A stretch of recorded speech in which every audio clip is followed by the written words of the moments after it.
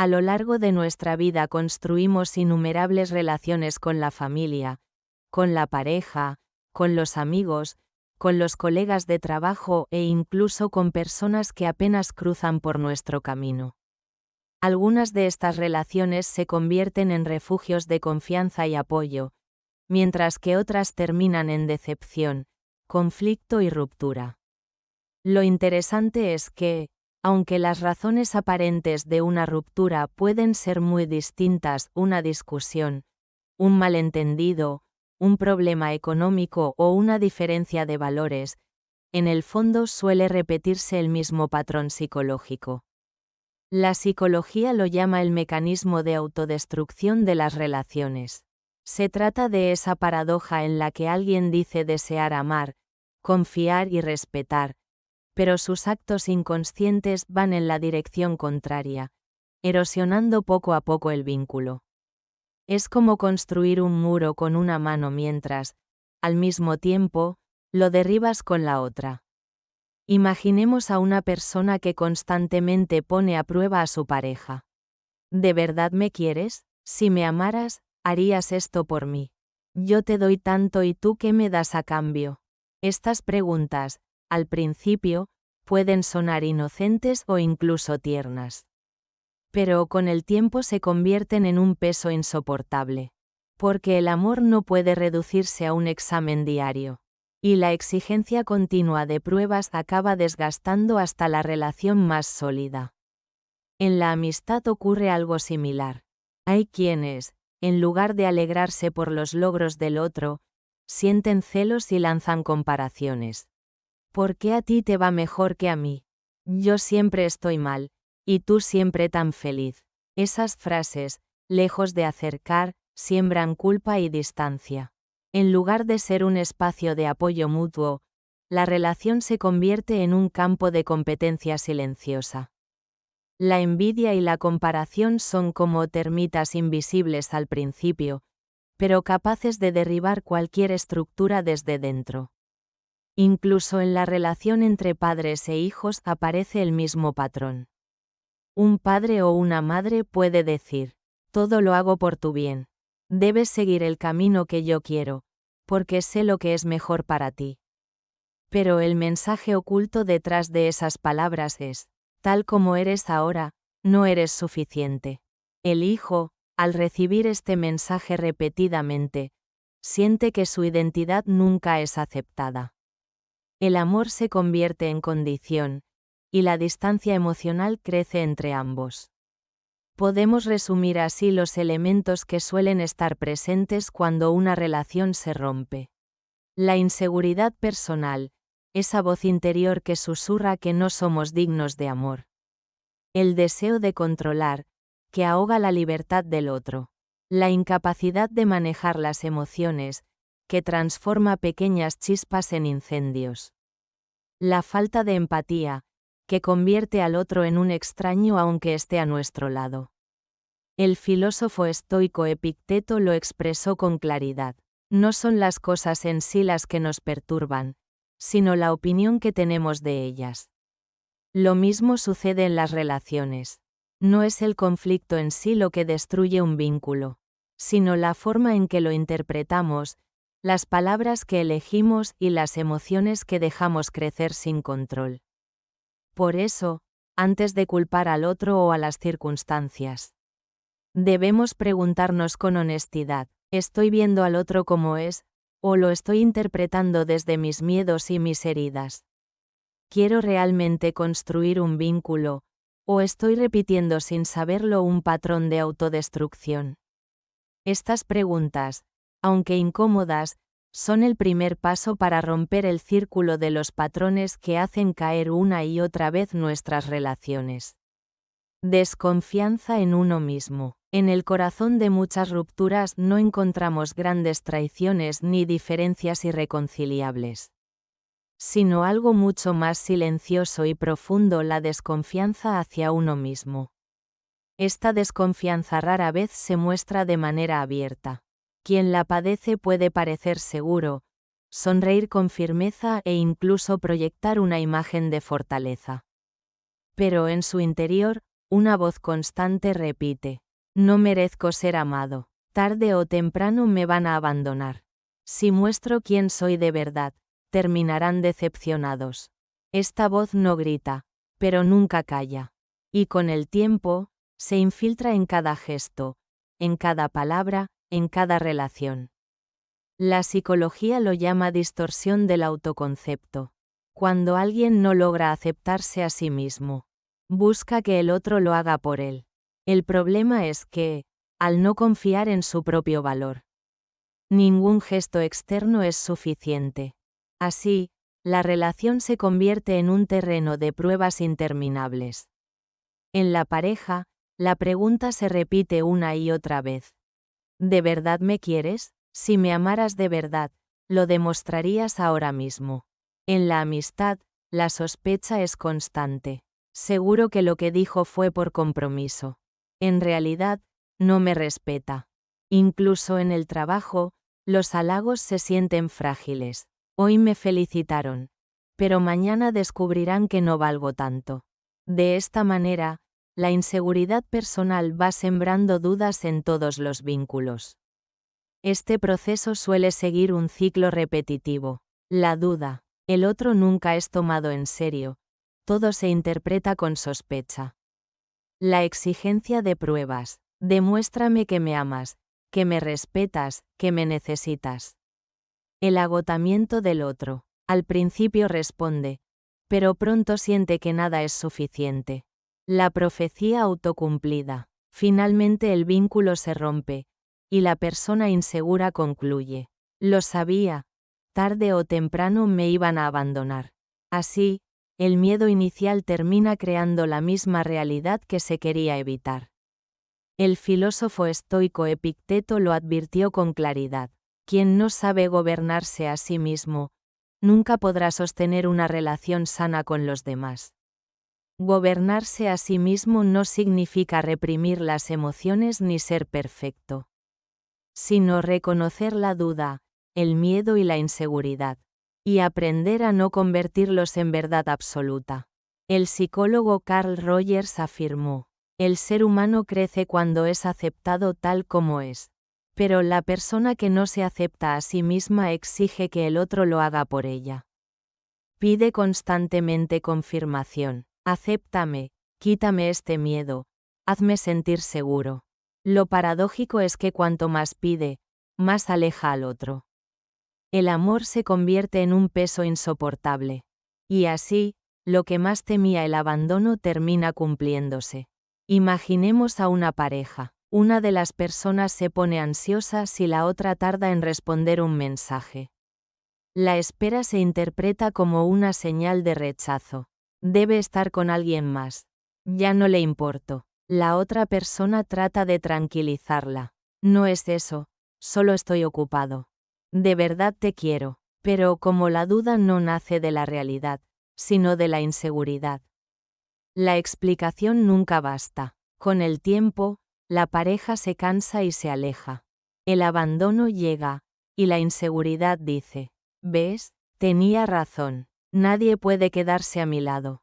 La profecía se cumple, pero no porque el destino lo quisiera, sino porque la desconfianza lo empujó hasta hacerlo real. Por eso, el camino hacia relaciones sanas no empieza con el otro, sino con uno mismo. Aceptar el miedo sin tomarlo como verdad. Reconocer la duda sin permitir que defina al otro. Aprender a decir: esta voz interior me dice que me van a abandonar. Pero no necesariamente es cierto. Mientras la relación con uno mismo siga rota, ninguna relación externa podrá sostenerse. Otra de las raíces más profundas que destruyen las relaciones es el deseo de control. A simple vista puede presentarse como amor, cuidado o interés, pero en el fondo no es más que la incapacidad de aceptar al otro tal como es, y la necesidad de moldearlo según nuestra inseguridad. En una relación de pareja, el control empieza de manera casi imperceptible. Al principio todo es libertad y curiosidad mutua. Pero poco a poco aparecen frases como: ¿con quién estabas? ¿Por qué no me llamaste primero? No quiero que veas a esa persona. Son palabras que parecen expresar amor, pero en realidad levantan muros invisibles alrededor del otro. El vínculo deja de ser un espacio de confianza, y se convierte en una celda disfrazada de afecto. Al principio, la pareja puede comprender y tolerar, pero a medida que pasa el tiempo, esa vigilancia constante se convierte en un peso insoportable, y lo que debía ser refugio, se transforma en prisión. En la familia ocurre algo parecido. Muchos padres, con la mejor intención, tratan de dirigir el destino de sus hijos con mano firme. Dicen frases como, debes estudiar esto porque es lo mejor para tu futuro. Si me obedeces, triunfarás. Yo sé lo que te conviene más que tú mismo. El mensaje oculto es claro. No eres suficiente tal como eres. El hijo aprende que el amor está condicionado al cumplimiento de expectativas. Y cuando crece, siente que su vida no le pertenece, que vive bajo la sombra de un mandato ajeno. El resultado es distancia, resentimiento y silencio en el hogar. En el trabajo también se manifiesta el mismo patrón. Un jefe que dice, hazlo como yo digo, no importa tu opinión. Un compañero que insiste, si no sigues mi método, estás equivocado. Quizás a corto plazo esto produzca obediencia, pero a largo plazo destruye la confianza y la cooperación. Las personas no entregan lo mejor de sí, cuando se sienten controladas, sino cuando se sienten valoradas. Si miramos más hondo, descubrimos que el control siempre nace de la miedo. Miedo a perder, miedo a ser abandonado, miedo a no ser suficiente. El control es la forma en que el miedo se disfraza de amor. Pero cuanto más fuerte es el control, más inevitable se vuelve la pérdida. La paradoja es clara: quien más trata de retener, más rápido se queda con las manos vacías. El filósofo estoico Séneca lo expresó de manera contundente. Nuestra vida se derrumba cuando intentamos poseer lo que no puede ser poseído. Solo cuando dejamos fluir, permanece a nuestro lado. Lo mismo sucede en las relaciones. El amor no es propiedad, es un río que fluye. Si intentamos encauzarlo con cadenas, se desborda o se seca. Si lo dejamos fluir, nos nutre y nos acompaña. A este deseo de control se suma otro veneno: las expectativas desmedidas. Yo hice esto por ti, ahora me toca recibir lo mismo. Si me amas, deberías reaccionar exactamente como espero. Debes apoyarme siempre, en mis términos, no en los tuyos. La relación se convierte entonces en un libro de cuentas invisible, donde cada gesto se anota para después reclamar. Y el amor, en lugar de ser entrega libre, se degrada en una transacción. Imaginemos a dos amigos, uno siempre escucha, siempre está disponible. Pero el día que no puede estar, el otro reclama. Después de todo lo que hice por ti, ¿así me pagas? En ese instante, la amistad deja de ser refugio. El cariño se convierte en deuda. Y la deuda, en un muro. El resultado es el alejamiento inevitable. Las relaciones no son contratos legales ni cuentas bancarias. Son como un cauce de agua. Si intentamos forzarlas a fluir en una sola dirección, acaban desbordándose o secándose. Solo si aceptamos su curso natural. Ese río nos da vida y frescura. Por eso debemos preguntarnos con honestidad: ¿estoy aceptando al otro como es, o quiero moldearlo según mis miedos? ¿Mis expectativas son expresión de amor, o de un cálculo invisible? ¿Quiero realmente compartir la vida, o simplemente quiero que la vida me obedezca? Responder con sinceridad a estas preguntas es dar el primer paso para liberarnos del control y la exigencia, que tantas veces destruyen lo que más queremos. Las emociones son la savia de nuestra vida. Alegría, tristeza, miedo, ira, todas forman parte de lo que significa ser humano. El problema no es sentirlas porque son inevitables, sino cómo las manejamos cuando aparecen. Muchas relaciones se rompen no por grandes traiciones, sino porque una emoción mal gestionada se convierte en tormenta. A veces es un arrebato de ira que deja cicatrices. Otras veces es la hipersensibilidad que convierte lo pequeño en un drama.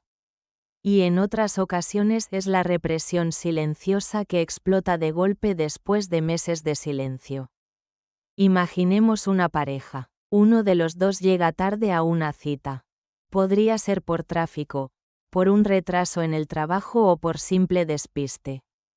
Pero la persona que espera lo interpreta como, ya no me respeta, prefiere cualquier cosa antes que estar conmigo. De inmediato, la ira aparece y se expresa en reproches. Siempre lo mismo, nunca me das importancia. El otro, sorprendido y herido, responde, no es justo, fue solo el tráfico. Así, lo que era un retraso termina siendo una grieta emocional. No fue el hecho en sí, sino la forma de interpretarlo y reaccionar. El estoicismo nunca negó las emociones. Epicteto lo explicó con claridad. No nos perturban los hechos, sino el juicio que hacemos sobre ellos. No es la tardanza lo que destruye la paz, sino la lectura que hacemos me desprecia, no me quiere. Esa interpretación es la chispa que enciende el incendio. La incapacidad de manejar las emociones aparece en varios rostros. La explosión inmediata. Quien se enoja, grita o hiere sin filtrar lo que siente. La hipersensibilidad. Quien convierte cada gesto neutro en una ofensa personal. La represión acumulada. Quien calla y calla, hasta que un día estalla por algo mínimo. En los tres casos, el resultado es el mismo, el vínculo se resquebraja. Un ejemplo cotidiano. En el trabajo, un jefe dice con tono neutro, este informe podría estar mejor. Para alguien sereno, es solo una invitación a mejorar. Para alguien que no maneja sus emociones, es una puñalada. Cree que soy inútil, no valgo nada. La ansiedad se apodera de él, se pone a la defensiva. Y la relación laboral se deteriora por un simple comentario. Reprimir tampoco es la solución. Quien guarda todo en silencio piensa que así evita el conflicto. Pero en realidad va acumulando resentimiento. Hasta que un día, la más pequeña chispa provoca un incendio descontrolado. Un amigo hace una broma inocente. Y de repente recibe una explosión de rabia desproporcionada. El amigo queda perplejo. ¿De dónde salió todo esto? Lo que salió fue un volcán que llevaba tiempo acumulando lava. La clave no es reprimir ni dejarse arrastrar, sino reconocer la emoción y reinterpretarla. Detenerse un instante y preguntarse, ¿qué significa realmente esto que siento? ¿Existen otras explicaciones? Si alguien habla con frialdad, podemos interpretarlo como desprecio, pero también como cansancio o distracción. La elección de la interpretación cambia el destino de la relación.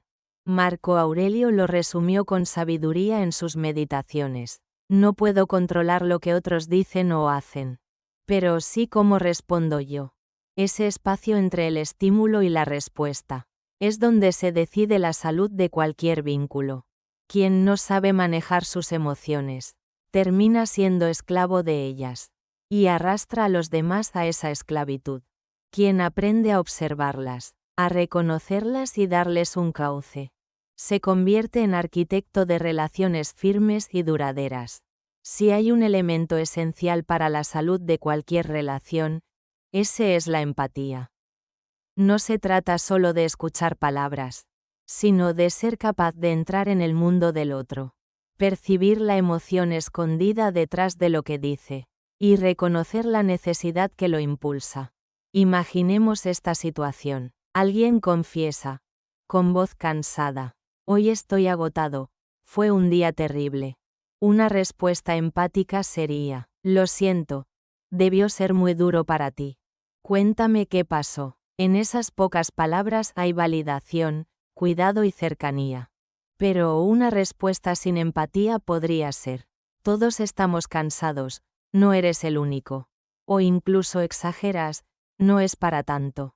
La diferencia es abismal. En un caso se abre un puente. En el otro se levanta un muro. El psicólogo Carl Rogers decía, la relación auténtica comienza cuando entro en el mundo del otro y lo miro con sus ojos. Sin esa disposición, la comunicación se convierte en un monólogo disfrazado de diálogo. Uno habla, el otro responde. Pero nadie realmente escucha. La falta de empatía aparece de muchas formas. La competencia emocional. Cuando alguien responde comparando, ¿cansado tú? Yo mucho más. En vez de acompañar, convierte la experiencia en una carrera de sufrimiento. La minimización. Cuando se responde con frases como, no es para tanto, ya se te pasará, con la intención de tranquilizar, lo que logra es invalidar el sentimiento. La crítica inmediata. Cuando, ante un lamento, se dice, es tu culpa, deberías haber hecho otra cosa. En lugar de comprensión, se lanza juicio. En todos estos casos, el mensaje que recibe el otro es, tu mundo interior no me importa. Un ejemplo en la pareja. Ella dice, me sentí sola en la reunión. Nadie me prestó atención. Él responde sin empatía, es que hablas muy bajo, deberías imponerte más. Quizá tenga razón en lo práctico. Pero no era eso lo que ella necesitaba en ese momento. Lo que buscaba era un abrazo. Unas palabras que dijeran, debió ser incómodo. Entiendo cómo te sentiste. En la familia ocurre lo mismo.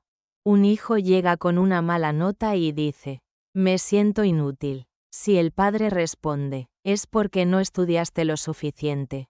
Quizás sea cierto, pero el niño no recibe comprensión, sino juicio. Lo que necesitaba escuchar era, sé que lo intentaste y duele fallar. Estoy contigo. La empatía no elimina la responsabilidad, pero sí construye un suelo seguro desde el cual mejorar. Marco Aurelio escribió en sus meditaciones, el que juzga sin comprender al otro, en realidad no se comprende a sí mismo. Y es cierto, muchas veces la incapacidad de empatizar con el dolor ajeno proviene de no haber aceptado el propio. Quien no se permite sentir tristeza, no sabe qué hacer ante la tristeza del otro. La empatía, en realidad, no es un talento extraño, sino una elección diaria. Elegir callar para escuchar. Elegir mirar con los ojos del otro. Elegir sentir aunque no nos resulte cómodo. Cada vez que lo hacemos, la relación se fortalece. Cada vez que lo evitamos, la relación se resquebraja un poco más. Por eso conviene preguntarse, ¿escucho para entender o solo para responder? ¿Entro en el dolor del otro o cierro la puerta porque me incomoda? La sinceridad en estas preguntas puede marcar la diferencia entre una relación que se marchita y otra que se convierte en refugio y fortaleza. Otro patrón que erosiona y finalmente destruye las relaciones es la tendencia a evadir la responsabilidad y vivir con mentalidad de víctima. Cuando surge un conflicto, algunas personas son capaces de reconocer su parte, abrir un diálogo y buscar una solución compartida. Pero otras, atrapadas en su orgullo o en su inseguridad, adoptan una postura fija. Yo no tengo la culpa de nada. Todo lo malo proviene de ti. Esta actitud no solo bloquea el entendimiento, sino que además condena a la relación a repetir el mismo círculo de errores. Frases como, si estamos así es por tu culpa. Yo no hice nada. Fuiste tú quien lo arruinó. Siempre soy la víctima en esta historia. Son expresiones típicas de quienes trasladan toda la carga al otro. Parecen protegerse, pero en realidad se encierran en una celda de impotencia. Al negar su responsabilidad, también renuncian a su capacidad de transformación. La psicología llama a esto locus de control externo, la creencia de que la vida y las relaciones están determinadas por factores fuera de uno mismo. Es un modo de pensar que reduce la libertad personal, porque si todo depende del exterior, entonces yo no puedo hacer nada para cambiar. Pensemos en una pareja en conflicto. Uno de ellos expresa: me siento herido por cómo me hablaste ayer. El otro responde: eso es tu problema. Tú eres demasiado sensible. En esa frase, el mensaje es claro: yo no asumo nada. Todo depende de ti. Así se niega la posibilidad de crecer juntos. Y la herida queda abierta. Marco Aurelio, en sus Meditaciones, escribió: los errores de los demás les pertenecen a ellos, lo que yo decido hacer ante esos errores es solo mío. Trasladado a las relaciones, significa que no tenemos poder sobre las palabras del otro. Pero sí sobre la manera en que elegimos responder. Quien siempre se declara víctima renuncia a esa elección, y entrega todo su poder a la conducta ajena. En las familias sucede con frecuencia. Un padre puede decir: con todo lo que sacrifiqué por ti, ¿así me lo pagas? Y el hijo, a su vez, puede responder: si soy así es porque tú nunca me diste lo que necesitaba. Ambos se sienten víctimas, ambos culpan al otro, y ninguno se hace cargo de su parte. El resultado es una dinámica estancada en el reproche perpetuo.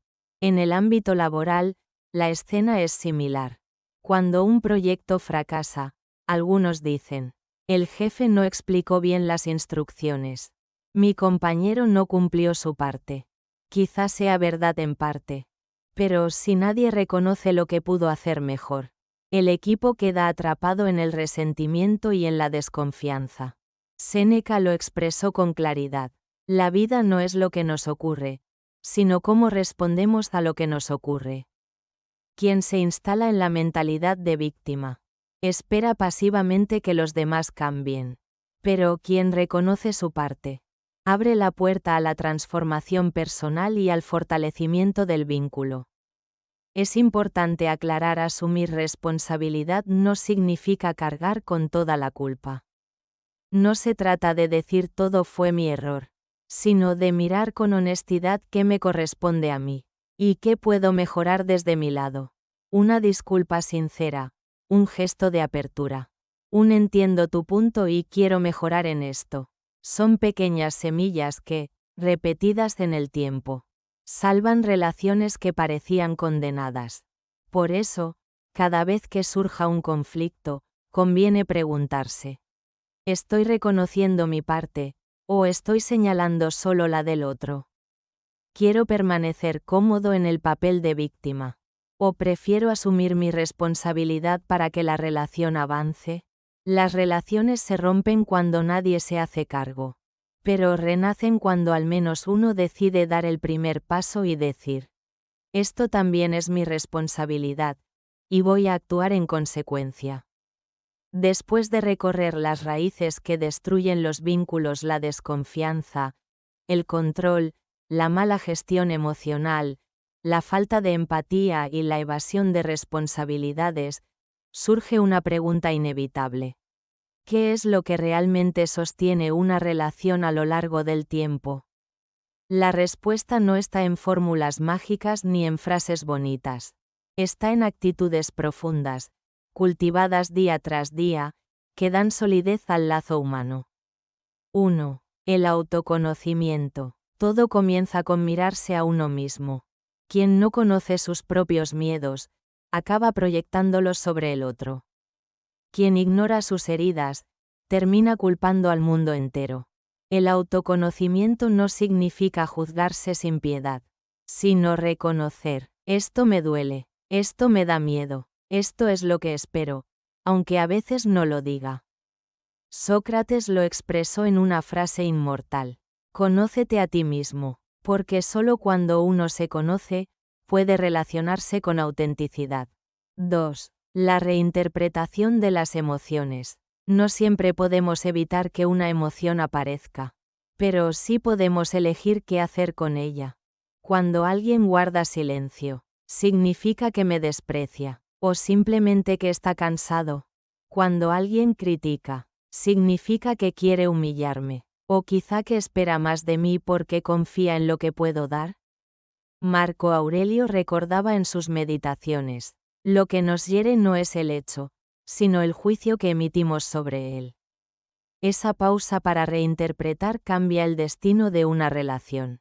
3. La práctica de la empatía. La empatía no es un don misterioso, sino un entrenamiento cotidiano. Es callar cuando uno quiere responder.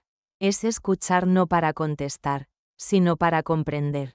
Es preguntar, ¿qué sentiría yo en su lugar? Cada vez que elegimos empatizar, el vínculo se fortalece. Cada vez que lo evitamos, la relación se resquebraja un poco más. 4. La aceptación de la responsabilidad. Una relación madura no se mantiene con excusas, sino con actos de responsabilidad. No significa cargar con todo, sino reconocer mi parte y estar dispuesto a mejorarla. Decir, no te entendí bien, déjame intentarlo de nuevo. Quizás fui duro con mis palabras, lo lamento. Pequeñas frases así evitan grandes rupturas. Séneca lo enseñaba con claridad. Es más sabio reconocer los propios errores que insistir en los ajenos. El poder de las pequeñas elecciones. Cuidar una relación no se trata de gestos heroicos, sino de decisiones aparentemente mínimas. Guardar silencio en lugar de herir. Preguntar en lugar de acusar.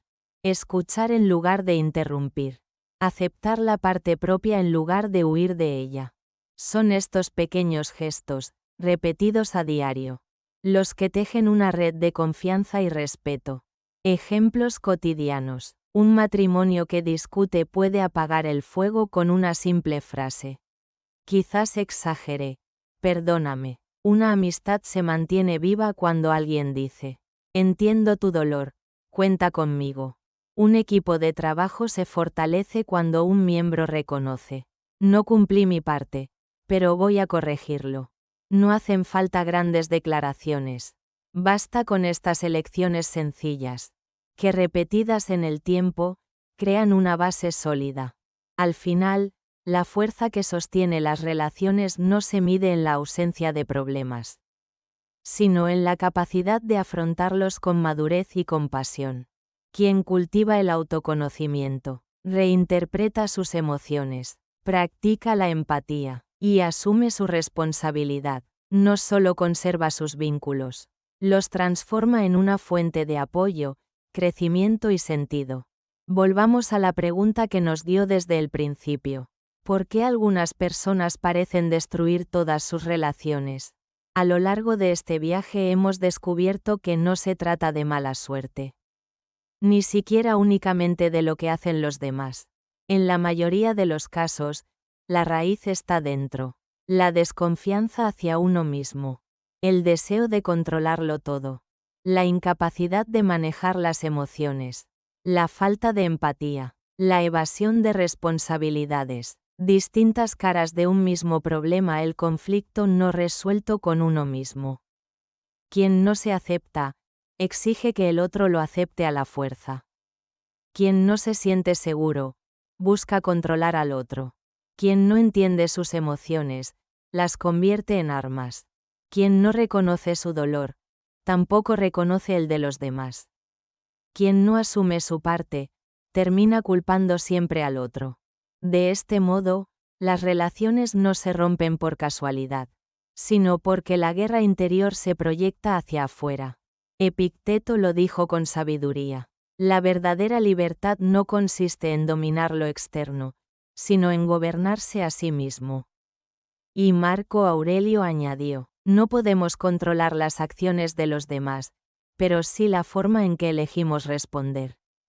Estas frases nos recuerdan que la base de una relación sana no está en cambiar al otro, sino en transformarnos a nosotros mismos. Entonces, ¿qué necesitamos para sostener los vínculos que realmente importan? Valor para mirarnos por dentro. Reconocer miedos, inseguridades y heridas sin disfrazarlos. Capacidad de reinterpretar. Entender que no es el hecho, sino nuestro juicio, lo que nos hiere. Ejercicio diario de la empatía. Atreverse a entrar en el mundo del otro sin juicio ni prisa. Madurez para asumir la responsabilidad. Aceptar mi parte y trabajar en ella, sin culpar ni victimizarme. No se trata de alcanzar la perfección, sino de caminar con conciencia. Tendremos fallos, nos equivocaremos. Pero cada vez que elegimos un pequeño gesto de autoconciencia, fortalecemos un lazo en lugar de romperlo. Séneca, en una de sus cartas, nos dejó esta reflexión. La verdadera amistad nace no de la ausencia de defectos, sino de la capacidad de soportarlos con paciencia y amor. De igual modo, las relaciones más firmes no son aquellas libres de conflicto, sino aquellas en las que dos personas deciden no rendirse. Deciden crecer juntas, deciden ser responsables tanto de sí mismas como del lazo que comparten. Al final, la gran pregunta no es, ¿por qué mis relaciones siempre fracasan? Sino más bien, ¿qué estoy dispuesto a cambiar en mí para que no se repita la misma historia? Si este vídeo te ha ofrecido una nueva perspectiva sobre tus relaciones, te invito a suscribirte y dejar un me gusta. Tu apoyo permite que sigamos compartiendo reflexiones profundas sobre la psicología y la filosofía de la vida cotidiana.